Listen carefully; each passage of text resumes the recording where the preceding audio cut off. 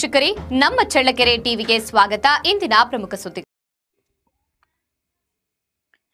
ಚಳ್ಳಕೆರೆ ತಾಲೂಕಿನ ತಳಕು ಹೋಬಳಿಯ ಹಿರೇಹಳ್ಳಿ ಗ್ರಾಮದ ಶ್ರೀ ಚಿಂತಾಮಣೇಶ್ವರ ಗ್ರಾಮಾಂತರ ಪ್ರೌಢಶಾಲೆ 2025-26ನೇ ಸಾಲಿನ ಎಸ್ಎಸ್ಎಲ್ಸಿ ಪರೀಕ್ಷೆಯಲ್ಲಿ ಶೇಕಡಾ 94.05% ಫಲಿತಾಂಶ ದಾಖಲಿಸಿದೆ.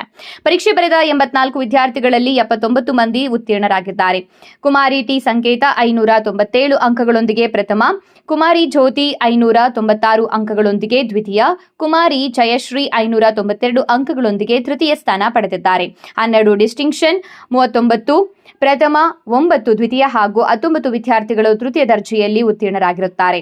ವಿದ್ಯಾರ್ಥಿಗಳ ಸಾಧನೆಗೆ ವಿದ್ಯಾಸಂಸ್ಥೆಯ ಅಧ್ಯಕ್ಷರಾದ ಜ್ಞಾನೇಶ್ವರ್, ಉಪಾಧ್ಯಕ್ಷರಾದ ರುದ್ರಮುನಿ, ಕಾರ್ಯದರ್ಶಿ ಜಗದೀಶ್ ಮತ್ತು ನಿರ್ದೇಶಕರುಗಳು, ಶಾಲೆಯ ಮುಖ್ಯ ಶಿಕ್ಷಕರಾದ ಶ್ರೀನಿವಾಸನ್ ಹಾಗೂ ಶಿಕ್ಷಕರು ಮತ್ತು ಸಿಬ್ಬಂದಿ ವರ್ಗ, ಗ್ರಾಮಸ್ಥರು ಮೆಚ್ಚುಗೆ ವ್ಯಕ್ತಪಡಿಸಿದ್ದಾರೆ.